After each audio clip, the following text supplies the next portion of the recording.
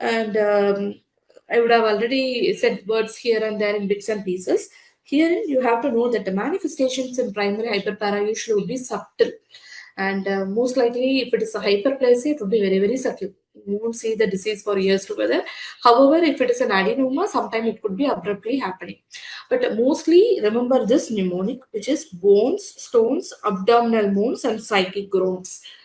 Bones stands for increased bone resorption. So you may see these patients presenting with osteopenia and severe osteopenia and fractures also. Sometimes to the extent you may see chocolate cyst or cystic lesions with pathological fractures happening in the bone. That's due to the excessive PTH action on the bone, which will activate your osteoclast and cause excessive resorption of the calcium from the bone. Stones. You may get nephrolithiasis, even gallbladder stones.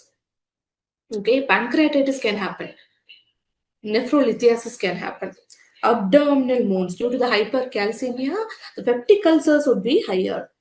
Okay, psychic groans, that is due to the mental changes like depression, psychosis that may happen in any hypercalcemic case. So remember the mnemonic for hypercalcemia and for primary hyperparathyroidism. So rarely you may see a case of hypercalcemic parathyroid crisis, which is characterized by marked dehydration and coma. The most common cause for a primary hyperparathyroidism would be in 80% cases it is adenoma, only in 15% it is hyperplasia.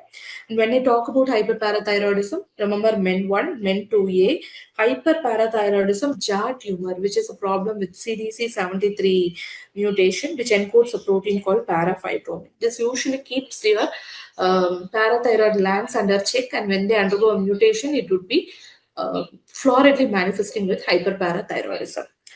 And familial isolated hyperparathyroidism, the ACM2 mutation, glial cell like mediated protein 2, which is a protein important for the parathyroid formation. And when it undergoes a gain mutation, you may have isolated hyperparathyroidism alone. You won't be coming under the other panel of syndromes.